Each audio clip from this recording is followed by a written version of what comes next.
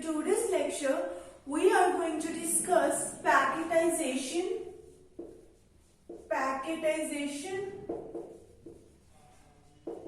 or pipelining concept.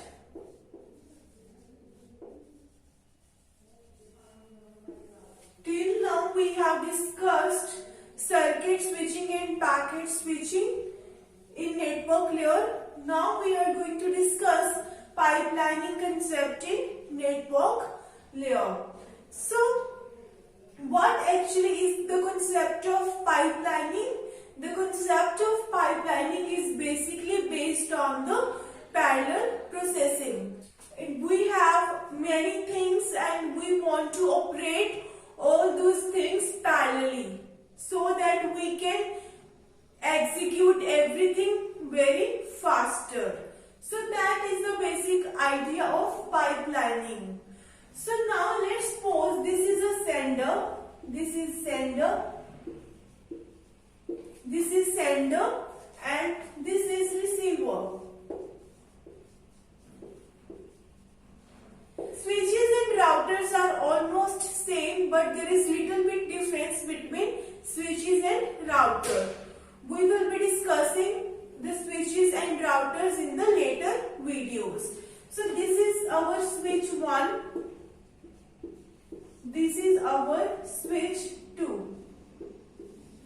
Okay, we have a sender, receiver, and these are the two switch. Switch 1. This is switch 2.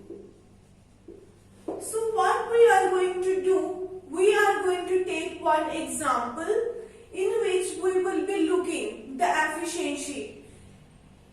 The first thing we will be doing, we will be transmitting a packet from sender to receiver without any division of packet.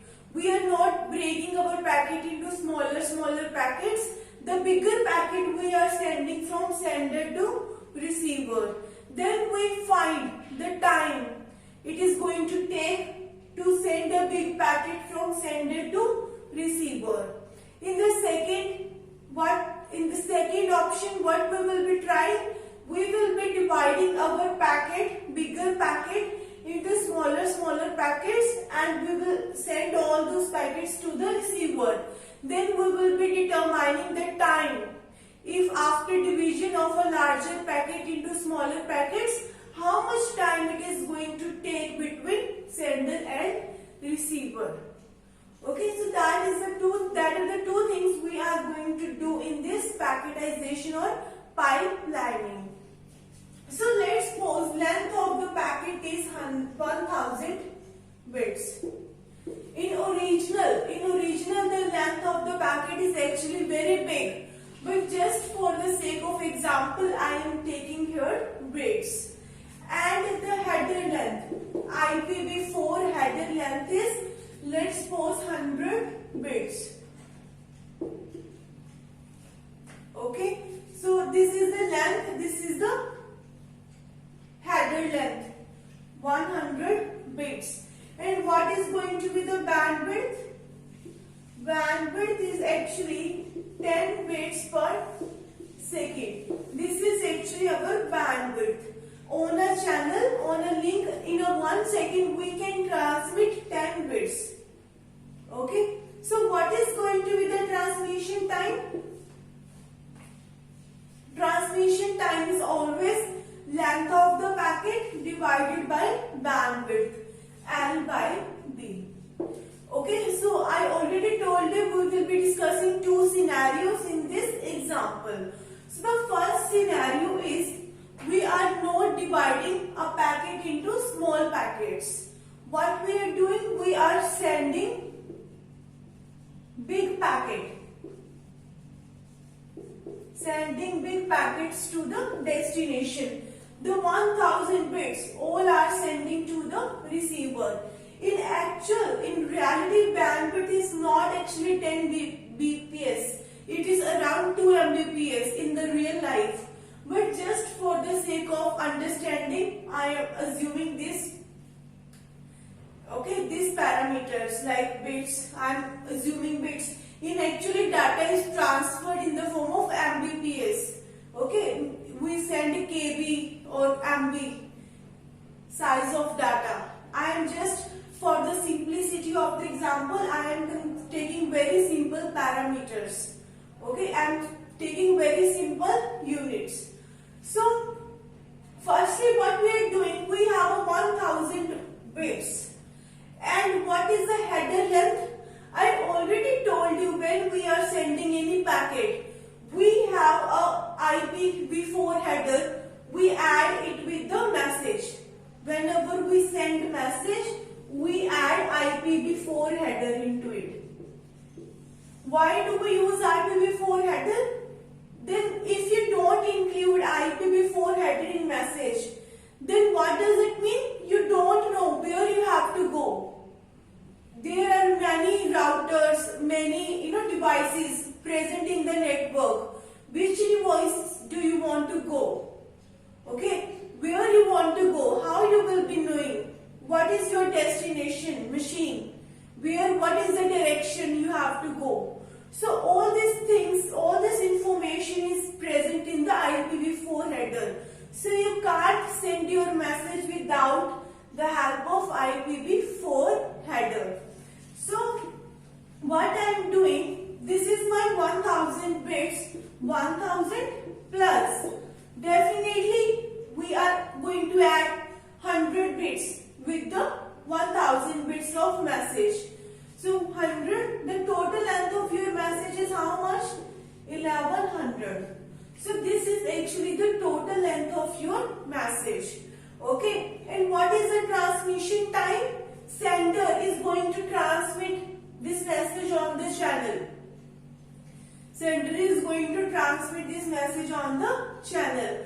What is the bandwidth? 10 Mbps. 10 Mbps. So how much transmission time it is going to take? 110. So when sender, seconds, okay, it is 110 second. When sender want to transmit packet on the channel, what is the transmission time? 110 second. Then what happen? Your message will be propagating. Your message will propagate on the channel.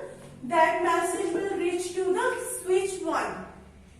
Message will be reaching to the switch 1. It is basically our store and forward.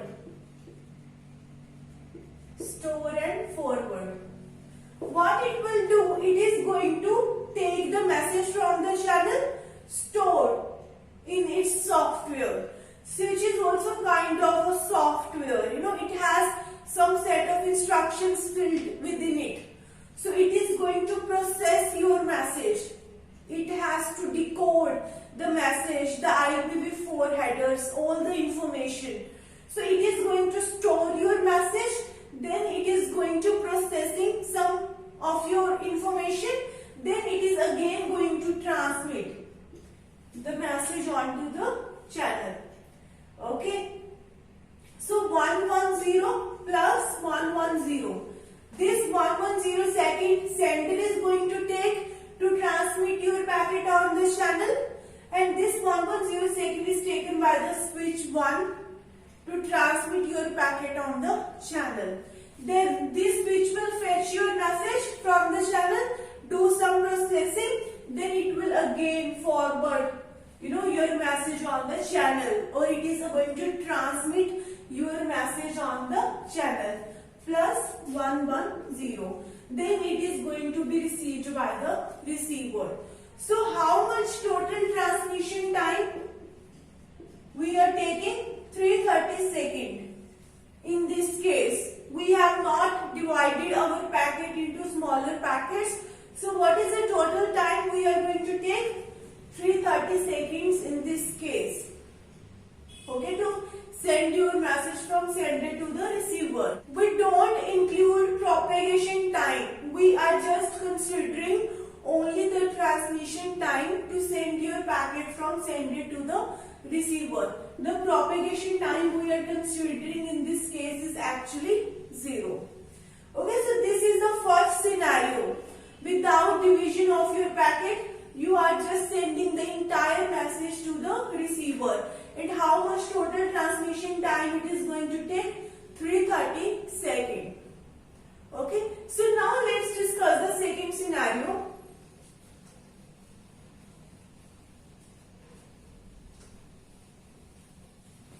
Now let's discuss the second scenario. In the second scenario, what we are doing packetization or we are doing pipelining. What we are doing, we have one packet whose size is 1000 bits. What we are doing, we want to do parallel processing and we want to transmit our message to the receiver as fast as possible. So what we are doing, we are dividing our packets into 4 packets. The complete packet size is 1000 bits. Now what we have done, we have divided our 1000 bits into the 4 packets. So each packet size now is, what is the packet size now? The packet size now is 1000 divided by 4, which is equivalent to 250 bits. So now the new packet size is 250 bits. Okay. So now we have 4 packets. 0, 1, 2, 3.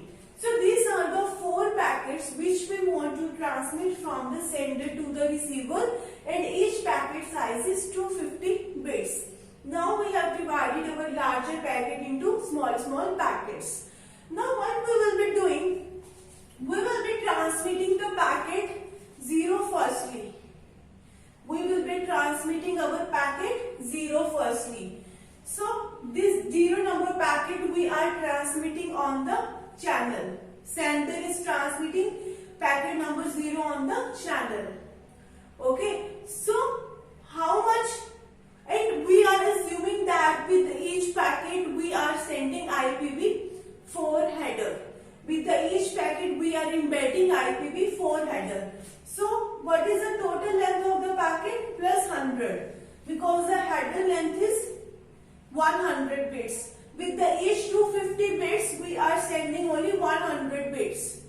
We are sending 100 bits with 250 bits. So what is the total length? 350. So the total length of the one packet is now 350. And what is the transmission time for packet 0? What is going to be the total transmission time? 350 divided by 10, which is the bandwidth L by B. So what is the transmission time? 35. Okay, so 35. Now what happens? Your 0 number packet will be fetched by this switch. It is going to perform some processing on the packet number 0, and it is going to put the packet number 0 on the channel. It is going to forward your packet number 0 on the channel. In the meanwhile, when S1, switch 1 is putting your packet on the channel, what sender is doing? Now sender is free. Sender is ideal. Now sender work is over. It is free. So how it would utilize its time? It would send packet number 1 on the channel when S1 is putting packet number 0 on the channel. So the transmission time for both these packets is actually same, because both these works are actually happening in parallel or at the same time. So for both these packets we will be considering only one transmission time, because both these works are happening in the parallel. So what is the transmission time? 35. Okay. So similarly, now S2 is going to fetch packet number 0. It is going to forward it. After some processing on packet number 0, it is going to forward this packet. So in the meanwhile, it is going to forward packet number 0 and sender is going to forward packet number 2 on the channel. So now S1 is taking packet number 0. Okay, both sender and S1 is free. How they will utilizing its time? It is going to forward packet number 1 and 2. And all these 3 tasks are actually happening in the parallel. So we will be considering only one transmission transmissions. So 35. Okay, then what happens? This packet number 0 will be received by the receiver. This packet number 0 will be received by the receiver. Now this sender 2 is free. It is going to take this packet number 1. Now this sender is going to forward packet number 2. This is going to forward packet number 3. So all these are happening in a parallel, at a one particular point of time. So the transmission time for all these 3 transmissions is actually same, 35. We will be considering only one transmission time for these 3 packets transmission, because all happen in a parallel. Then it will be received 2 and it is going to 3 here. Okay, and both these happen in a parallel. We will be taking only one transmission time for it.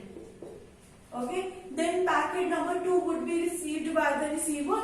Now we are transmitting packet number 3. Now we are transmitting just packet number 3 to the receiver.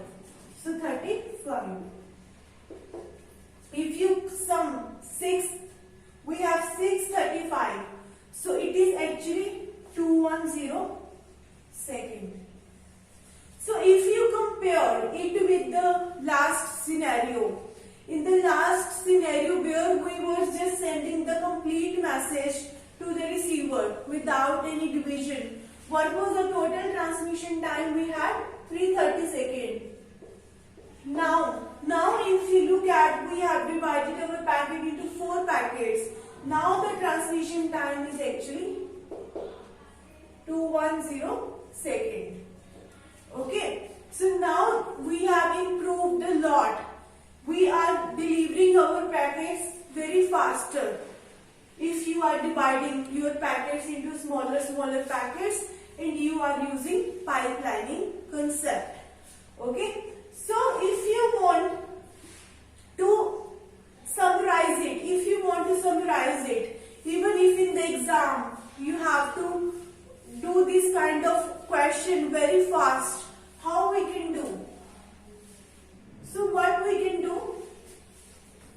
The short trick to solve this kind of example is basically, so for the first packet, you would be having, for the packet number 0, we would be having 3 hops. We have, how many hops total we have? 3 hops, 1, 2 and 3. These are the 3 hops. So for the first packet, you have to consider all the 3 hops for the first packet. So 3 hops are there, 3 transmission times are there, 3 into 35. For one transmission time, 35 is taken, 35 seconds is taken. For the 3 transmission, 3 into 35. And for the remaining packets, 1, 2 and 3, you have to take only one transmission time. For the remaining 3 packets, for each packet you have to take only one transmission time. So total 3 packets are there. For each packet there is one transmission time. So 3 into, for 3 packets, 3 transmissions are there. For one packet, one transmission, total 3 packets are there. So total 3 transmissions are going to be there. So what is 210 second? Okay. So this is how we improved our time. We are delivering our packets very faster to the receiver. So next thing we need to understand is, so in this case, if you look at, if we are dividing our packets into 4 packets, the total time is actually reducing. But it is not, it would not happen in every case. So we should identify the optimal number of packets. We have to identify the optimal number of packets. Like I divided my packet into just 4 packets. So my total transmission time was reduced. That was advantage for me. But let's suppose if you are dividing your packets into 10 or 20 packets, then there is also a chance that your transmission time may increase. In the last example, we had a 330 second without division of packets. But with division, if we divided our packets into smaller packets, we had a 21 second. So we need to identify the optimal number of packets. Let's suppose if I divide my packet into 10 to 20 packets, then there is also a chance that your total transmission time may increase than 330 seconds. In the last example, we were lucky that the total transmission time was less, but it would not happen for all the cases. There might also be a chance or some examples in which your total time can increase than 330 seconds. So we should know that what should be the optimal number of packets. We should divide up a bigger packet into smaller packets wisely so that we can reduce the total transmission time. So let me give you one example.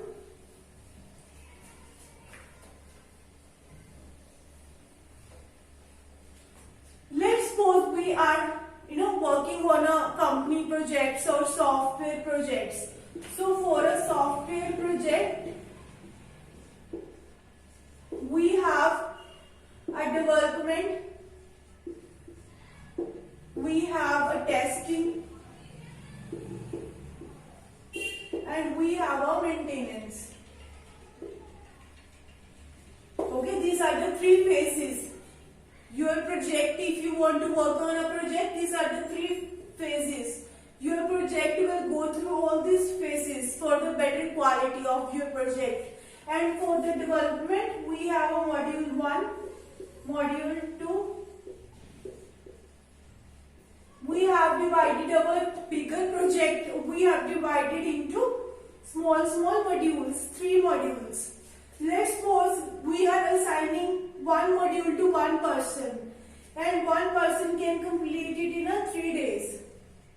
Okay, and the second module could be completed in 2 days, and the third module is going to be completed in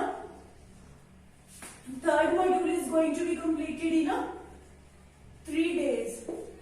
So how much total time is going to be taken to complete all the module 1, module 2 and module 3? It is actually total 3 days.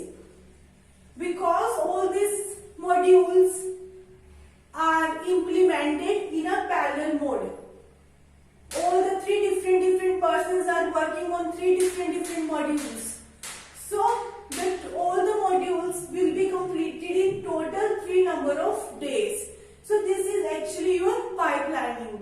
If only one person is going to be working on all these 3 modules, then how much total time it is going to take? 3 plus 2 plus 3, 8 days. But with the help of pipelining or the parallel implementation, we are able to complete all our 3 modules in 3 days. Okay. So thank you so much for watching my video. If you like my video, please like, share and subscribe my channel.